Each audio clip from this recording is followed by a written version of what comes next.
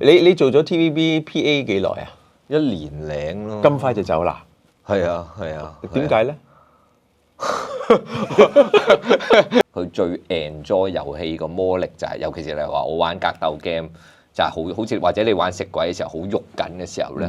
咁你就全神貫注嘅時候咧，咁你生活上好多煩惱係可以暫時放低。我而家要初學啦，有咩可以係同你一齊直播嘅玩嘅？我係或者我哋可以玩一啲係合作嘅遊戲，要互相協力咁去過關咁樣嘅。係咪呢啲傷感情會唔會啊？唔會同佢打，你一定唔會同我打啦，因為你同咩？我會㗎，你肯嘅話可以㗎。你係咪啊？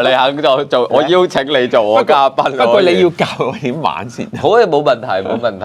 興趣上啊，其實唔單止打機，一定係有好處。咁但係爭在係咪嗰種叫做玩物喪志啊，即係沉迷到完全荒廢咗其他事情啊咁樣咯。當你直播緊，其實你就係好似表演咁啊，你要意識到係有觀眾觀賞緊咯。咁你唔能夠係即係唔靜英英咁樣，即係靜英英得嘅，可能劉德華打機佢就可以咁樣坐喺度，梁朝偉咁樣，佢郭富城咁樣，咁咩都唔使講都得啦。咁唔係佢哋直情機都唔使打啦，擺架機喺度咁樣，我飲坐喺度飲杯水，係啊，咩黃子華棟篤笑咁樣飲水啲啊，已經拍手掌。我哋飲下先。你會唔會想講粗口㗎咁？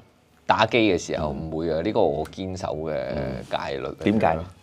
呢個一嚟有唔同嘅人睇啦，你唔知啊。咁我其實以前有諗過做老師嘅，真係即係你扮嚟睇下嘅啫。李小龍冇中國人唔係東亞病夫，冇錢㗎。冇啊，冇薪金啊！我哋嗰陣時就係咁用最慳成本咁樣去製作。旅遊發展局喎，係啊，係咁樣㗎。無論係遊戲業又好啊，或者應該講嘅多媒體產業，佢哋都領先太多咯。我覺得，即係佢哋個成本一嚟低，即係佢哋人才個 level 高，數量又大。直播嘅文化啊，個眾生相又係點嘅咧？最大嘅特徵，讚就偷偷讚，鬧就係貼大街招咁樣。你點樣去理解呢種嘅做法？你人生咧一定要揾到自己一條長板橋咧，你可以堅守啊！呢個係你最後嘅一個基地。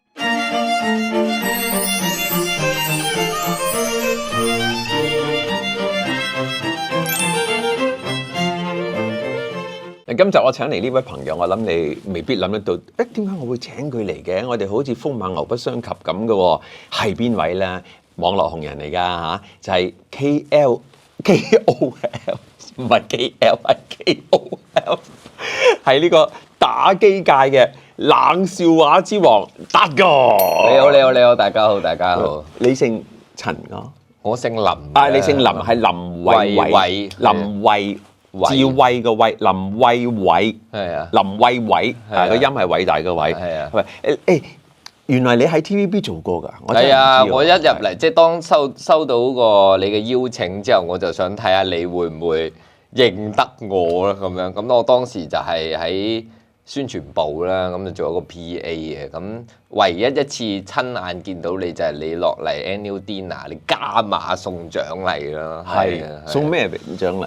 你已經唔記得啦，咁就係呢一個劉德華嘅演唱會飛嘅，咁當時係賣斷市嘅，我記得你就話出面黃牛價萬幾蚊，咁都好多年前啦，咁當年嘅萬幾蚊就好勁，係啦，好勁啦，你係好前排嘅位置嚟嘅。係啊，你攞到咩？梗係冇啦，我不知幾恨攞到啊，係啊。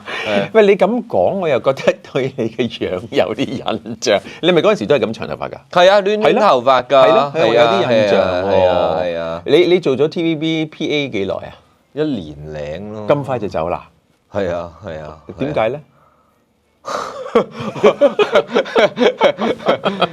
想試下揾下啲新嘅發展咯，即係我大概喺嗰度就，即係當然啦，都好多人教我嘢啊，都即係同埋嗰個體系係好節奏好快噶嘛，咁啊學習到好多嘢，就覺得差唔多啦，我覺得就去下一度地方就去揾自己嘅最啱做嘅位置咁樣咯。唔係你第一份工係咪？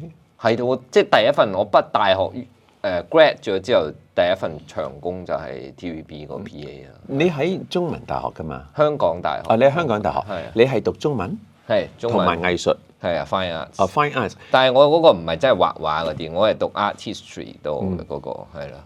咁呢個點解你一做就走去傳媒咧？即係好似又唔係好拉楞咁喎。其實我又覺得拉能嘅，但係最主要咧就係我哥哥係讀電影系嘅。咁其實咧，我哋當時未畢業嘅時候咧，我哋已經喺網路拍咗一啲短我成日片覺得你係姓陳嘅，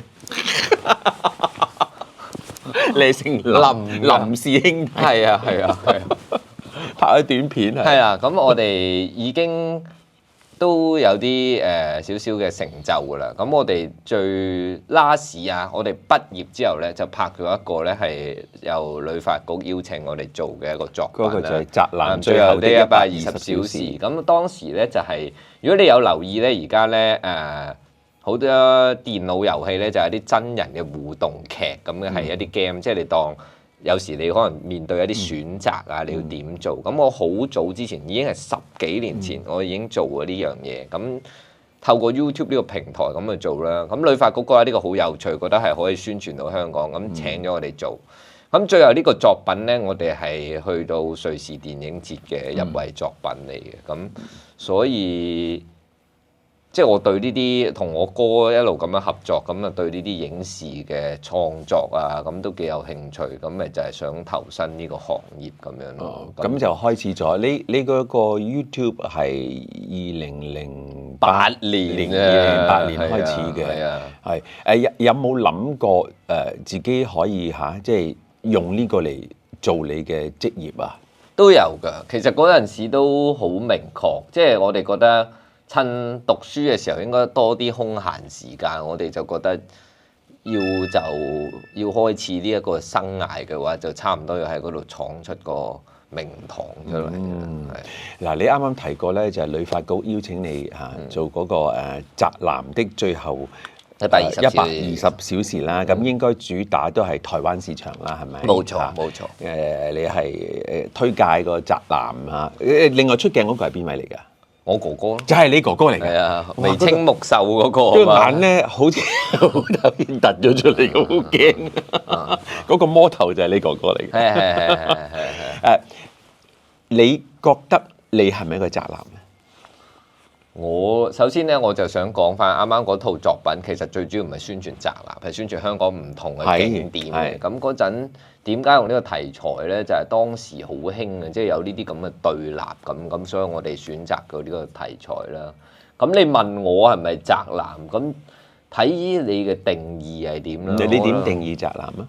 就對一樣嘢好專注咯，即係咩而家有好多嘅咩電玩宅啊，就專注遊戲機啦。有啲就係例如話佢係鐵路迷嘅，咁可能佢就係鐵路宅，或者佢係好中意電影嘅，或者而家甚至乎而家嗰啲文青，其實某程度都尚算係一種宅咯。咁所以睇你點定義咧，我覺得冇乜所謂，你自己舒服就得噶啦。你唔介意啊？我係啊，我好迷呢啲嘢，咁自信就 OK 啦。咁你係咪宅啊？如果咁定義，你都宅宅地啦。可以咁講。你宅乜嘢啊？就係宅打機。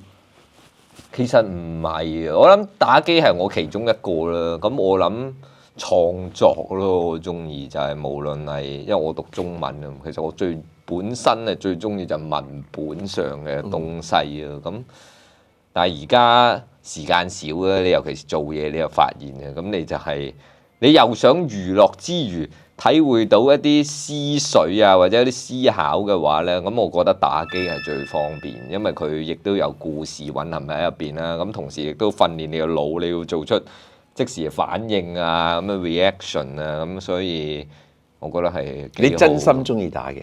係啊，即係你就算唔係話做直播打機，你自己都係打。有啊，其實我直播完咗，我自己會玩我自己中意嘅遊戲咁樣。即係你直播嗰啲未必係你最中意嘅遊戲。有可能即係會選擇可能觀眾係覺得呢一類佢哋會中意睇啲啊，易啲跟啊，因為有啲遊戲我覺得難以適合直播，因為佢可能係要鋪墊耐啲啊，係啲沉浸式啊，你可能係要啲即係自己玩就好玩，但睇嗰個未必係同你嗰個共享到嗰種體會咁樣。同你一齊打嗰啲人係你相識嘅，好多都係網友嚟嘅，唔識嘅。即係未見過面後來會識噶嘛，哦後來會約出嚟傾下偈啊。咁你點樣去揾呢啲即係篩選啦嚇？點樣同佢打？你一定唔會同我打啦，因為你同唔係我會㗎，你肯嘅話可以㗎，你係咪啊？你肯就做，我邀請你做我嘉賓。不過你要教我點玩先。好嘅，冇問題，冇問題啊，可以。嗱，我見你打嗰啲咧，有啲係要自己整個城出嚟啊，跟住又想去攻啊，即係打嚟打去都係咁嘅啫，係咪啊？好多款嘅，即係例如我諗最基本多人識嘅咪街頭霸王嗰啲格鬥 game，好簡單啦，去功夫邊個冧低咁，邊個輸好清楚。咁呢樣嘢我通常好推薦攞嚟做呢一個直播，就揀呢個遊戲，因為好易明了啊！即係對大家唔知道遊戲係乜嘅時候，咁仲有一啲係例如運動 game，咁你對本身運動係有個概念嘅，例如你睇波嘅，咁你都知啊呢個人一定係麥巴比一定係勁啦，咁你擺佢出嚟一定冇死啦，係咪？好簡單係咪？咁呢啲我咪會推薦你作為一個初學者玩遊戲，咪會向呢啲咁樣學習咯，或者再簡單啲，你咁聰明，咁嚟玩下啲咩俄羅斯方塊啊嗰啲咁樣都係一啲同聰明有關嘅咩？有你運算㗎嘛，你點樣先至可以砌到一個好平嘅嗰個階磚咁樣係咯？有乜咁好玩咧？其實博弈咯，其實就係你好似嗰個捉棋咁啊。其實我覺得你呢啲遊戲嘅本質其實就係通常啊，整 game 嘅人咧就會用一個最基本嘅遊戲就係咩包剪揼。其實唔同嘅遊戲模式就係呢個包剪揼演化出嚟。我克你，即係你又克翻佢，好似鬥獸棋咁樣啦。簡單啲嚟講就係咁樣咯。咁你就要諗下啊，對方呢個思維上諗緊啲咩啊，或者點？簡單啲嚟講，好似幫我腦做運動咯，我覺得好玩嘅地方。但係我唔會覺得放鬆到咯。如果我有時試過玩嘅都，但係我覺得我好緊張咯。我諗你冇玩，你一定玩過食鬼嘅啦。有啊！我好緊張嘅。我記得我好多年前，哇，應該係80年代啊。我第一次玩咧係喺希臘一間酒店，一間幾兜踎嘅酒店嘅一個大堂 lobby，我係第一次玩，但我真係好緊張，放鬆唔到。但係呢個就係佢嘅魅力之處啊！即係好似你打個比喻，你玩過山車，其實佢都係有啲刺激性喺度，但係佢就係有種魔力嚟話我覺得。你進行一啲刺激嘅嘢啊，包括而家啲極限運動又好啊，咪bungee jump啊，或者嗰啲咩越野單車，咪有時睇片咧，咪喺個懸崖度咁樣衝。你嗰一下咧，你唔覺得你係忘記咗你現實中好多嘅煩惱，因為你好刺激，你就好集中。咁我覺得佢最 enjoy 遊戲個魔力就係，尤其是你話我玩格鬥 game，就係好似或者你玩食鬼嘅時候好喐緊嘅時候咧。咁你就全神貫注嘅時候咧，咁你生活上好多煩惱係可以暫時放低。咁我覺得呢一個係遊戲最吸引嘅地方。我明。我哋以前嘅老闆咧，余爭咧，我喺屋企去佢屋企開會之前，都見到佢玩嘅遊戲咧，就係有兩條線嘅，有個波咁樣。撞對面，撞人哋落翻，滴落係滴。呢個係一個好經典嘅遊戲，係咪好經典？呢個難唔難玩㗎？呢個去到後期個波好快㗎，同埋佢有時會變咗4粒波，你要咁樣㗎嘛。係啦，但係有一樣嘢共通嘅咧，就係你要專注。係，你好專注，你喺側邊佢講咩，佢都聽唔到㗎。係啊，但係專注咧係原來咧，我最近先發覺咧係可以幫你進入一個叫做靜態嘅，即係你嘅思想可以沉靜落嚟，轉成靜態咧，其實嗰個係可以鬆弛嘅喎。我覺得係差唔多好似禪修咁咯，入定咁樣嘅感覺啦。入定咁樣。你覺得如果我而家要初學啦，有咩可以係同你一齊直播嘅玩嘅？我應該由邊個 game 開始咧？我覺得有一個嗱，唔好叫我踢足球，我唔識㗎。Tricky Tower 啦，佢其實就係一個改編版嘅俄羅斯方塊咁樣，咁佢就冇要求咧。即係俄羅斯方塊，我哋好 classic 咧，好死嘅，一格一格咁樣。咁佢唔係，佢要容許咧，你有少少偏差，好似起樓咁，佢可以慢慢歪少少啊。即係你好似比薩斜塔咁起，但係如果你 keep 住到個平衡點咧，佢一樣係可以起到好高。咁鬥快起到最高點，咁就係為之贏咁樣咯，係啦。咁如果一齊直播玩嘅時候，係咪幾個人一齊玩都得㗎？可以㗎，可以對戰啊嗰啲咁樣咯，係或者我哋可以玩一啲係合作嘅遊戲。咁最近曾經有一隻都係攞好多獎，叫雙人成行嘅。咁就係我同你會飾演遊戲入邊嘅一個角色啦。咁你要互相協力咁去過關咁樣嘅，係。咪呢啲傷感情冇係咪啊？唔會，即係你感情永遠都係要，即係點講？互相建構喺呢啲咁樣嘅，即係要咩共患難噶嘛。即係如果你發現少少事啊嘈交咁樣，咁呢啲 friend 都交嚟冇咩所謂啦，係嘛？唔係我哋水平爭得遠啊嘛，咁唔會拖累你啊嘛。冇遊戲就玩嘅啫嘛。你咁認真，即係要你又咪好似我哋踢足球 game，你估真係踢英超歐聯咩？係咪啊？即係玩嘅啫嘛。嗱咁我知道我諗唔係知道，我估啊達哥咧玩遊戲就唔係而家形成㗎啦，呢個習慣應該幾細個都開始下㗎啦。咁究竟佢細個玩嘅時候啊，有冇俾爸爸媽媽話佢荒廢時光咧？下一節翻嚟我哋繼續。Show up。嗱，達哥，你幾多歲開始玩㗎？我諗3歲啊，有意識嘅時候已經有玩啦，係啊，即係你有記憶嘅時候已經係玩咩咧？開頭當時就係紅白機啦，我哋叫就係我屋企最早有嘅遊戲機。咁有一個好出名嘅 game 叫魂斗羅，咁咧佢就係類似遊戲嘅角色就好似史泰龍同埋阿諾舒華辛力加，咁兩個人就攞住支槍咁不斷合作去過關，咁通常就係同我哥哥一齊去玩咁樣嘅。玩幾多粒鐘啊？每日？我細個嘅時候有個好嚴格嘅戒律啊，即係通常係6日同埋即係聖誕假，即係公眾假期啊，放假即係唔使返學嘅時候就可以玩咁樣咯。因為父母監管之下，唔係自律嘅。係啊，因為同埋嗰陣時我哋細個咧係冇個人嘅電腦或者 mon 啊，或者咁我哋就係共享嗰部廳嗰部電視。你冇得俾佢，你冇得偷玩㗎。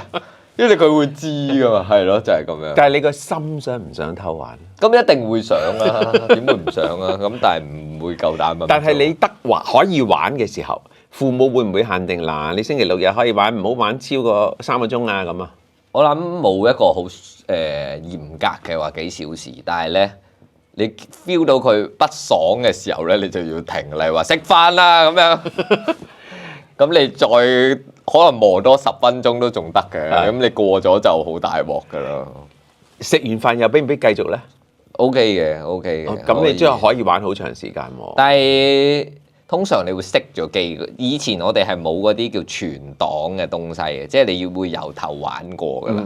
咁你就未必會想個進度已經冇咗㗎嘛，你就未必會想再嚟咯。係啊。如果你玩到差唔多去到爆機啦，食飯啊咁，咪拖咯，即係好似我哋以前做 PA 咁，有啲嘢未到拖，等先嚇，同 artist 講整緊㗎啦，啲燈啊嗰啲咁樣，類似係咁樣。有冇試過因為咁係俾爸爸媽媽打？咁有，一定有啦，呢啲係。即係有就同阿哥兩份啦，係嘛？通常打我哥多啲嘅，即係佢會孭負責任，慘啲嘅佢。佢大你幾多歲啫？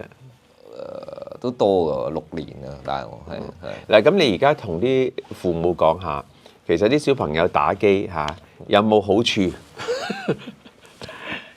我覺得小朋友咧，即係任何興趣上啊，其實唔單止打機，一定係有好處。咁但係爭在係咪嗰種叫做玩物喪志啊，即係沉迷到完全荒廢咗其他事情啊咁樣咯，同埋就。唔好，即係通常咧，而家啲人就好極端嘅，即係例如話啲人佢可以打機啊，可以會揾到食啊，或者點，跟住我全職打機啦。咁我通常會同佢講唔一定嘅，即係例如好似我咁，我都係大學畢業，係有樣嘢係強者就係咩都兼顧晒嘅，有啲渣拿先係啊，唔需要。即係人生唔係賭錢，你唔使咁樣孤注一擲咁樣係咯。咁睇你咧又唔似點嗰啲啊？即係唔係我印象中嗰種喎？你都幾實際喎！即係有啲嘢揸拿住先啦。係啊，係啊。我有時同啲歌手嚇傾下偈咁咧，有啲話我好中意嘅就投入啦。我都係勸讀埋個大學先，你有條後路啊嘛。同埋我覺得呢啲都係啟發，你讀大學唔代表係阻礙咗你嘅唱歌事業，就係睇你。如果你真係好努力嘅話，我相信你總有揾到方法去兼顧或者分配你嘅時間咯。係咪真係會令到讀個書會令到你唱歌好大嘅負面影響呢？咁即係可能佢冇辦法令你發揮到100%，但係係咯，咁但係你可能你仲有7-8成喺度咁樣，即係可能就係個年紀問題，諗住越早出道越好咁都未定嚇。但係其實好難兼顧嘅。如果你兩樣一齊，你都係一定要有主有副㗎啦。咁你就幸運啦，你又由興趣就可以變成一份職業啦。嗱，你直播打機嘅時候，嗰種同你自己打機去享受嘅時候，最大嘅分別係咪就係要令觀眾有娛樂？係啊，因為當你直播緊，其實你就係好似表演緊啊！你要意識到係有觀眾觀賞緊咯，咁你唔能夠係即唔靜英英咁樣，即係靜英英得嘅，可能劉德華打機佢就可以咁樣坐喺度，梁朝偉咁樣，佢郭富城咁樣，咁咩都唔使講都得啦。咁但係佢哋直情機都唔使打啦，擺架機喺度。咁啊！我飲坐喺度飲杯水，係啊，咩黃子華棟篤笑咁樣飲水啲啊，已經拍手掌。我哋飲下先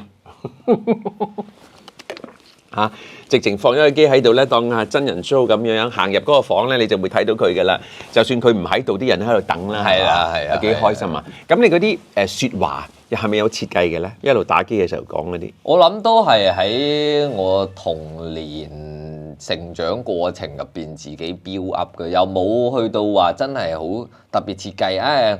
即係我第一次直播冇諗到嗱，我嘅口頭禪我冇呢啲，即係都係隨住不斷咁樣發展落去啊，咁做翻你自己。係啦，咁係咯，真係冇。你會唔會想講粗口㗎咁？打機嘅時候唔會啊，呢個我堅守嘅戒律。點解？點解就係呢個一嚟有唔同嘅人睇啦，你唔知啊。咁我其實以前有諗過做老師嘅，真係其實即係你聽起上嚟好似好風馬牛不相及咁樣。我有諗過啊，但係我好中意留長頭髮嘅，冇問題㗎。唔係啊，唔會有學校，唔會有院校請你，你揾到一間可以介紹我試下教翻幾堂咁。所以我自己係好怕，即係後來我覺得冇做老師都啱，因為好驚誤人子弟嘅，即係有時講嘅説話咁啊。呢個係其中一個點解我講到老師就係你講粗口嘅話，咁你有啲細路或者唔係心智未成熟嘅觀眾喺度睇嘅時候，咁佢可能就習以為常咁講嘅就唔係咁好啦，我覺得。喂，阿小編啊，你覺唔覺得啊？即係我就咁睇咧，我覺得佢唔會諗呢啲嘢咯，但係佢會諗呢啲嘢嘅喎。好細心，好細心喎，佢真係嚇。同埋好欣賞你平時直播咧，用嗰啲詞語啊、語調啊，好豐富。你講啲例子嚟聽下，因為好欣賞。又喂，跟住唔知有啲好似有個打俄羅斯輪盤就記得。係。打嘢打爆佢個頭，但係又好似暴力得嚟又好風趣咁樣，好開心。我諗都係睇翻我成長嘅時候睇嗰啲人，我啲演員啊各方面佢哋點樣講嘢咪嗰啲。邊個演員對你嘅印象影響最大？好多㗎喎，即係例如咩？例如我成日都會扮李小龍嘅，即係我覺得呢啲都好特別啊，或者你扮嚟睇下嘅啫。李小龍冇中國人唔係東亞病夫。仲有時咪咩咯？羅嘉良嘅李琦嗰啲咁樣講嘢，你好啊！今日我哋同志雲大師喺呢一度講嘢，非常之開心啦。跟住我諗係我嗰個年代嗰啲説話嗰啲用語咯，咁嗰啲咩膝頭哥唔食辣椒醬，而家啲人聽起上嚟會覺得誒咁得意嘅，因為佢哋唔知係咩嚟啊咁樣。咁啊係，仲有忠忠直直擔屎唔偷食類似呢啲啦，係啊係啊係啊。嗰個唔係忠直有咩關係？其實嗰個係蠢，擔屎偷食嗰個係蠢。咁可能聽埋得多，睇你點運用啦。咁即係有時靈機一觸就即係某啲劇情諗到呢啲咁用翻落去，咁佢哋覺得幾有趣啩嚇。你而家自己最中意嗰個 game 係邊個？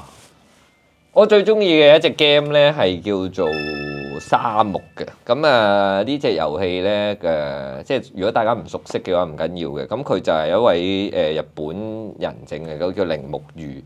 咁當時咧就係而家好興咧，就係嗰啲叫做 open world 或者開放式世界。咁其實佢係一個好早期，又係先河嚟嘅。咁佢就講一個本身咧佢就係一個道場嘅太子爺啦。咁佢爸爸咧就有一日咧就俾人踢館就打死咗嘅。咁佢就係不斷去要追查邊個佢殺死佢爸爸嘅兇手啊！咁佢過當中要不斷變強咁樣嘅。咁好玩之處係咩咧？佢就有一個生活感喺度嘅，即係每日你起身，咁啊佢就係一個即係啱啱爸爸過咗身啦。咁佢就有一個好似工人姐姐咁，佢每朝早咧就會俾500 yen 你咁樣去使，即係唔記得係好似1000零 yen 咧咁樣。咁你又好有生活感，跟住你就要分配你嘅時間啦。佢已經 quit 咗，佢日日都唔返學噶啦。咁你就係諗下，今日我去調查好啊，定係去訓練好啊，定係可能你去揾啲咩高人，即係行下圈啊。聽講嗰度有啲武林高手喎，咁你去拜師好啊。咁佢就有一種即係沉浸式嘅生活。咁後來咧，佢知道佢嘅兇手可能喺香港嗰邊嘅，咁佢當時咧就要賺錢喎。咁佢就會去地盤打工，去倉庫嗰度咧，咁佢就學揸鏟車，咁咧佢就好有嗰種過程嘅生活人生喺度。咁我覺得係以當時嚟講一隻好劃時代嘅遊戲嚟嘅。你中意就係中意嗰種生活嘅感覺，可以投入咗去嗰個角色。係啊，佢有生活感之餘，個劇情係唔會令你覺得悶。係啊，或者而家好多人寫啲劇情咧，我覺得而家好興寫到好散、好碎片，我有時覺得好難投入啊。而其實你一個嘅遊戲，你就好似係生活喺佢嘅劇本當中啦，係嘛？即係嗰種感覺，即係都係去翻你開頭嗰種話叫做互動啊，同個角色嘅交叉咁。咁如果係咁咧，你係咪都幾中意創作劇本嘅咧？係㗎，我以前其實喺我同我哥一路相處合作嘅期間，通常我係諗呢啲懸念啊 concept，以前係比較多啲，而家就一半，大家一半一半咁樣。因為咁咧，如果你有留意阿達哥嗰啲嘅作品咧，佢就唔係淨係打機直播嘅，佢都有唔少嘅短片嚇，同埋古仔嘅。下一節翻嚟，我哋繼續同佢傾下佢呢啲咁嘅創作啦。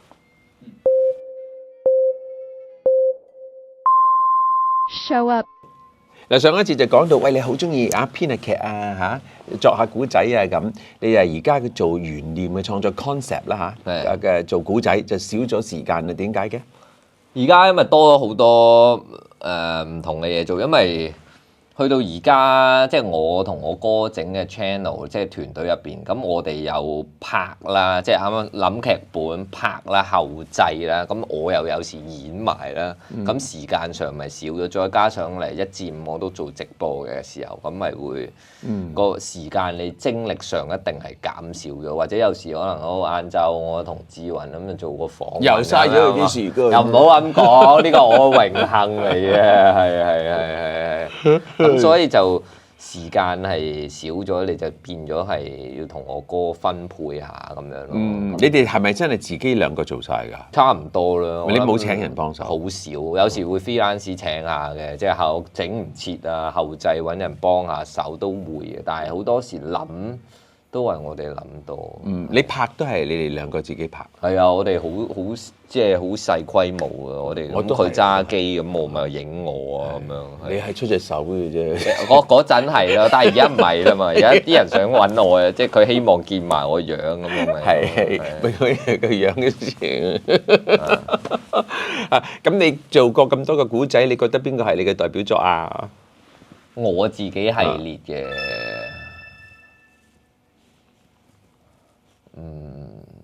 你喜歡嘅啦。我喜歡。其實咁宅男最後的120小時係我好喜歡啦，因為嗰個算係第一次有一個官方機構咁叫我哋去做啦。咁當然過程係非常之艱辛啊。嚇點解？講嚟聽下。因為嗰陣時我哋係冇咩報酬嘅，其實只係就係嗰種冇錢㗎。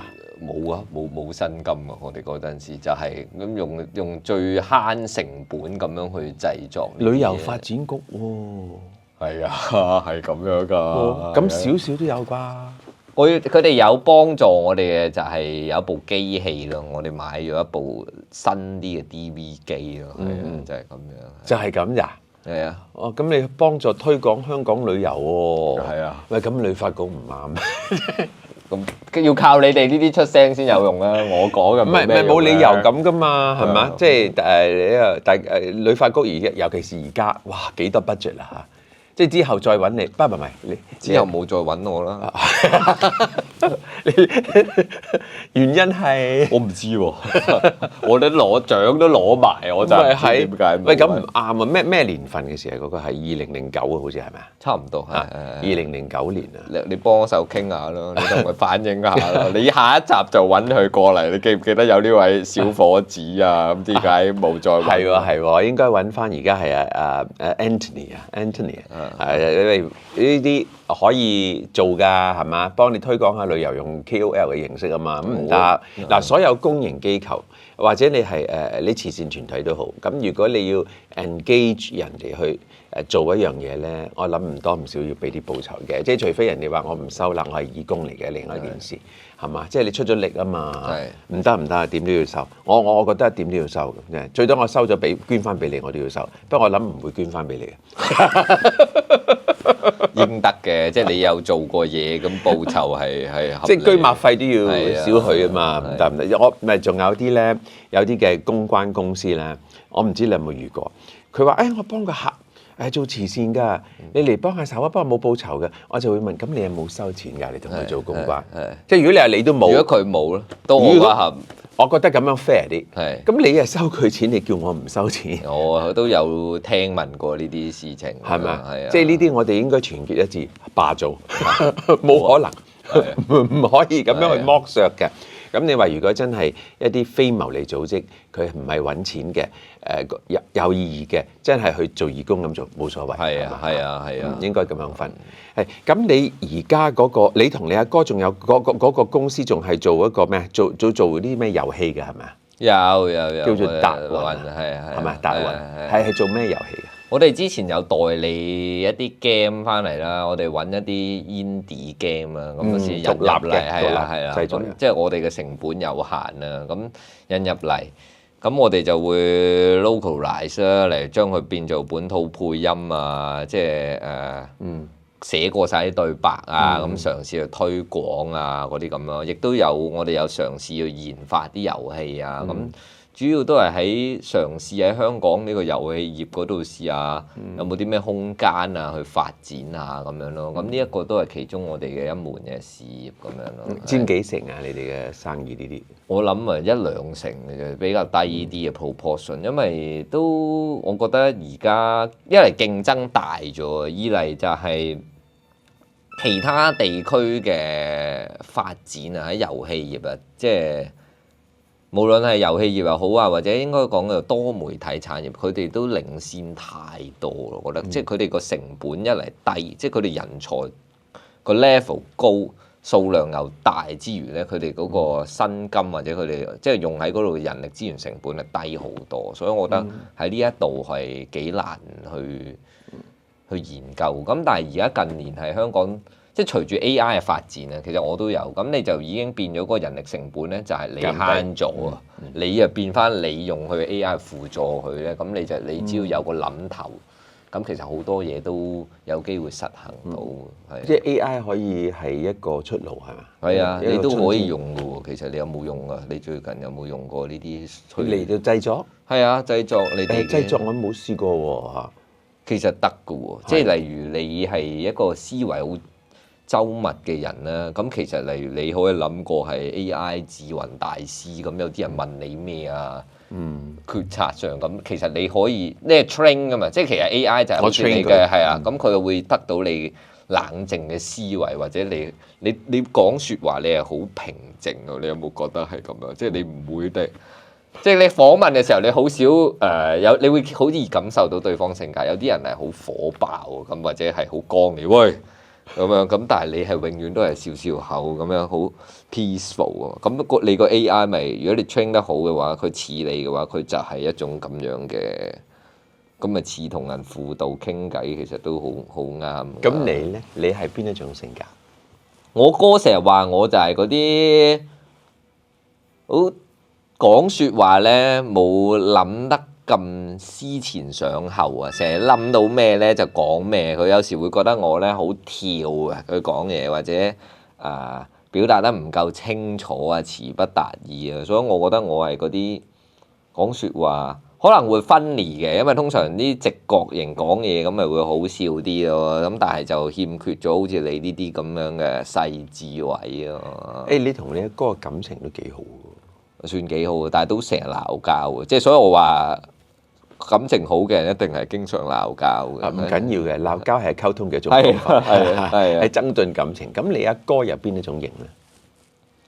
我哥對我就惡啲咯，佢就會咩都會直接講，點會咁做啊？咩咁樣，但係佢諗嘢係會周長啲，即係佢講説話唔會去到咁盡嘅，即係所以佢講説話冇咁好笑嘅，就係內斂啲。同埋佢講嘢，我喺我角度成日話我咁，當然覺得煩啲啊，吟啲啊。你覺得自己講嘢好唔好笑㗎？OK 啊，我覺得都有啲自信。我知道大概點樣用咩方式啲人會想笑咯，係啊。咁例如而家你會唔會諗到有啲咩嘢講出嚟會令我哋笑㗎？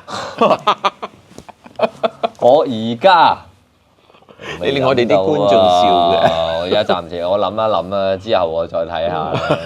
因為始終我哋啱啱先相處咗個半個多鐘頭咁樣係咯，即係通常呢啲都要摸熟咗對方個底細，咁你先即投其所好，一定好笑。咁而家未夠熟，我覺得都唔係咁對觀眾咧，觀眾你唔會摸熟到佢哋㗎。但係你講啲嘢，唔會㗎嘛。好似我做直播咁，我會同佢，即係佢成日嚟睇，咁我大概會知道，佢哋係通常會有數據㗎嘛。即係你可以做親呢啲都笑啊，或者有啲嘢輔助。其實好多呢啲睇環境啊，唔係咁容易。即係你棟篤笑，你都唔可以就佢嚟。假設你請邊個好勁嘅，唔好喂即刻講個笑話，唔會。佢都一定係要有一個氣氛或者咩，所有表演都係咁樣噶嘛。你會唔會考慮做下棟篤笑？我有啊，我上次先搞過。係咩？係啊，我台慶，我14週年台慶，我 book 咗個場賣飛，我係有一 part 棟篤笑。係咩？講咩嗰次？都係講下直播嗰啲文化咯，我就會話直播嘅觀眾係點樣啊，眾生相咁樣咯，都係即係可能日常平時嘅棟篤笑話就係講你日常遇到嘅生活係點啊？咁我就講網路上遇到嘅人係點樣？係點嘅咧？嗱，究竟係點嘅咧？下一節翻嚟，我哋揾阿達哥之後詳細講下。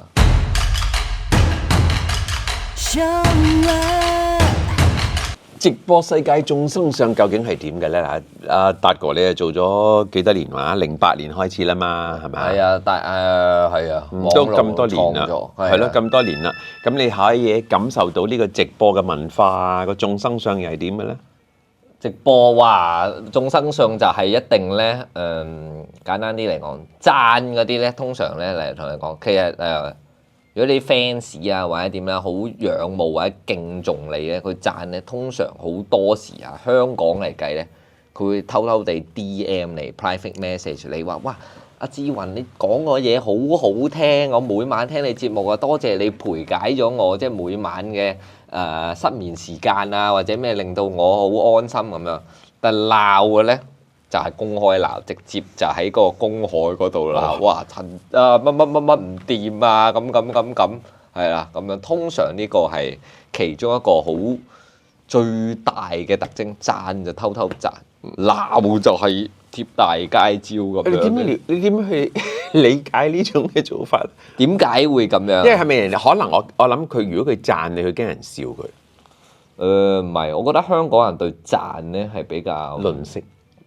我都唔知點樣講，珍重啲啊！我覺得我願意真心去 publicly 讚賞呢樣嘢咧，就好似啲明星 endorse 咁樣。你知道，即係你明星 endorse 一樣嘢都思前想後，佢覺得我真係好似嫁女咁樣，我願意俾個 like 你就係。即係嫁個女俾你咁樣啦，咁樣。我覺得有少少係咁樣，即係其實佢係你話係咪吝嗇，我都唔知點樣形容，但係佢就係對嗰個比較看待得重啊。其實就係珍而重之咁樣咯。即係如果用另外一個睇法嚟咁點解話就會可以公開啲鬧啊？我唔知喎，可能係香港人比較直腸直肚啲咯，我就會覺得係即係。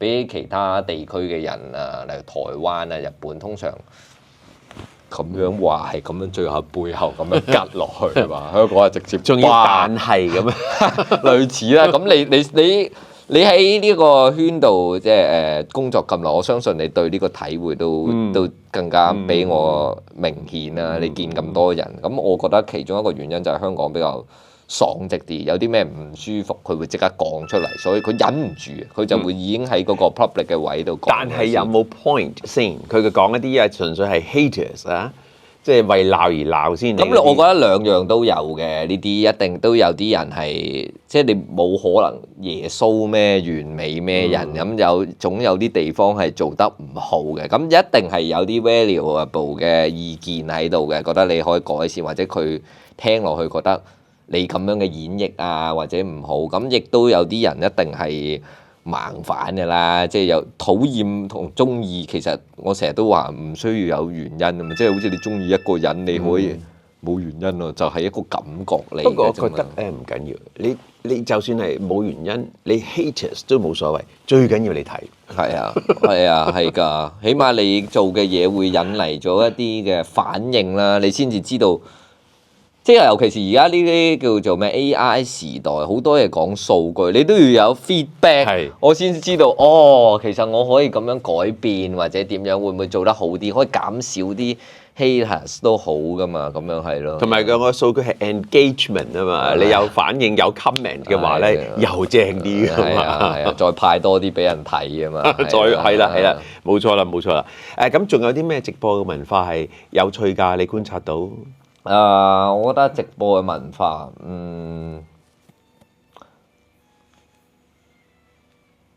諗下先。我覺得諗緊有冇啲 juicy 啲嘅直播文化。慢慢唔使急。達哥諗嘢個樣就係咁，呢個係佢嘅諗樣嚇。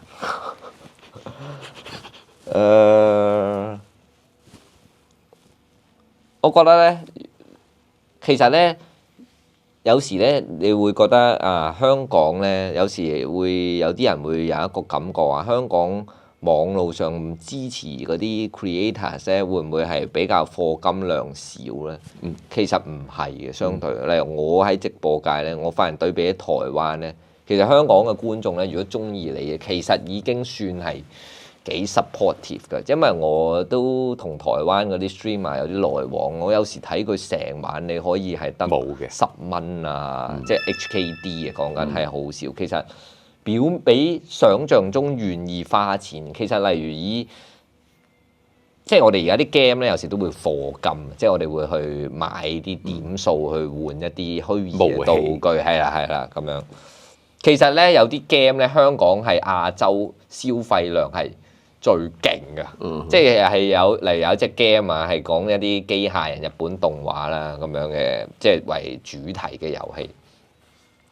咁咧係日本嗰啲人係多謝香港玩家，點解？因為全靠我哋香港度呢數課金量高咧，即係佢就話為咗慶祝我哋突破咗幾多嘅課金量啊，或者點啊，佢話回饋玩家咧，就全個 server 任何玩家任何地區咧。我哋都會每人送部機械人俾你啊，或者點係有一個咁嘅 case 咯。咁呢個都係一個好有趣。你諗下香港人口咁少，但係佢可以抌咁多錢去令到嗰個公司會重視嘅，咁呢一樣嘢都係一個幾出奇嘅一個。同埋我哋嘅市場唔係咁大，係啊係啊，搦咁多錢出嚟喎，係嘛？係啊係啊。咁你啦，嗱而家你有啲咩新嘅發展方向啊？我新嘅發展方向就係而家我會搞多啲唔同類型嘅節目咯，即係好似我上次就搞咗一個實體嘅台慶咁樣啦。咁而家創作上都多咗。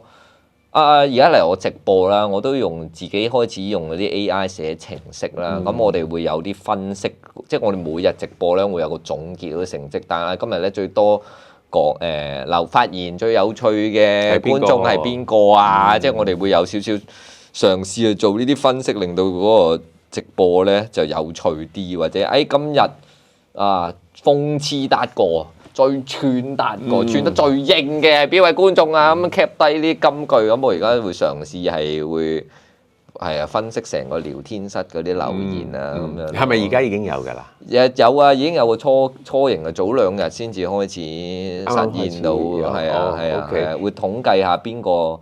仲有捐獻最多啦，佢donate咗幾多金額出嚟啊，或者訂閱最多啊嗰啲咁樣。幾好喎呢個，即係啲觀眾有個 recognition，佢知道你有睇到佢嘅嘢啊。咁如果真係你話篤得你最應啊嗰啲咁，你 OK 嘅？貼堂咯又話，咁啲人都覺得有趣啊嘛。原來我冇辦法反駁翻佢嘅咁樣咁冇笑咯。不過你嗰啲就算佢哋唔貼，你都係自隊㗎啦，有時係都會嘅，都會可以自嘲，自嘲係好好㗎。志雲有冇試過做 live 㗎？即係我有試過做 live，不過我比較少嘅。我有同外國嗰啲啦，嗰啲即係以前啲同事啊走咗嗰啲咧，有做過 live 嘅啲對話㗎。不過即係 live 咧就係困身嘅。係㗎，好似你電台做節目咁樣都類似咯。同埋唔可以短時間。因為你要累積佢哋入嚟個情緒入嗰個 mood 嗰個係氣氛啊嘛。我中意嘅，我開心嘅。不過有時真係工作太忙，我唔可以日日做到 live。我而家喺呢度咧，我有時一日做3至4個訪問㗎。係啊，我都 feel 到啊，因為我喺你個過程度，我嘅拍攝過程，我就知道你好駕輕就熟，我差唔多呢節，你望鐘都唔使望，差唔多夠啦。我哋呢個達哥講得好好啊，咁我哋下一 part 翻嚟會點？你心入邊個時鐘啊？喂，你話我個 gym 嘅教練咧，即係通常做完之後咧，休息90秒，跟住我哋翻嚟繼續。咁佢就好中意八卦啲嘢俾我聽，講到我夠鐘啦，佢睇。係喎，你係知道夠鐘㗎，我就知道。咁啦，完結之前咧，我都要咧同阿達哥溫下佢嗰啲金句。我呢個，因為咧我發現有啲金句咧唔係你咁準嘅，即係係咪啊？係啊，喂，咁邊一個係你嘅金句係真係你嘅咧？其實例如我覺得比較少啊，老實講，我睇一睇先，我覺得。我做咗啲功課，抄咗佢啲金句，但係我都唔肯定咧，係咪每一句都係出自佢嘅？例如呢句肯定唔係咯，呢句肯定唔係。地球唔驚，撞達頭先驚，即係即係佢有啲 concept 類似，但係你 exactly 唔係呢句咁樣嘅。咁呢句係咪啊？電車男唔係冇女追，只係電車太快追唔到。唔係啊！唔係啊！哇！咁呢個真係，喂，咁邊句係你嘅啫？好似完全 exactly 冇啊！我有一句好出名嘅，即係通常個觀眾，我咧就係話人生一定要揾到自己嘅長板橋。你知唔知邊長板橋係咩東西？乜嘢啊？人生一定要揾到自己嘅長板橋。乜嘢係長板橋？長板橋咧就係《三國演義》啊，張飛當時就係企咗喺長板橋度，個劉備走先嘛。咁佢殘兵敗將，其實得張飛一個人守喺條橋嗰度嘅。咁啊，曹操嘅軍隊咧就喺橋嘅對岸準備過。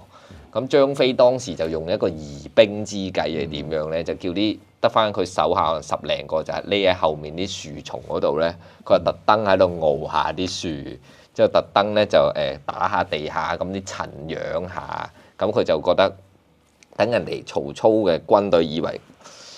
佢張飛一個企喺橋度喺度話過嚟啊，過嚟同我隻抽，人喺度一決高下，係啦。佢話佢咁樣一定係有詐，佢隔離咧就係一定係有埋伏喺度咁樣。咁我就話你人生咧一定要揾到自己一條長板橋咧，你可以堅守啊！呢個係你最後嘅一個基地，你可以好有信心，即係無後顧之憂咧去戰鬥嘅。咁我覺得就係呢個係我覺得最適合送俾你嘅觀眾啦。我又想知阿達哥嘅長板橋喺邊度咧？長板橋，我哥咯，我哥哥咯，我覺得其實真係慘啊！佢嘅歌變成俾佢搭嘅橋。我都係我安心作戰嘅一個好好嘅拍檔咯。唔知道你阿哥嘅長板橋又喺邊度咧？翻去問下佢咯喎。好啊，好啊，達哥，多謝晒你同我哋講我哋嗰啲生活點滴啊！拜拜。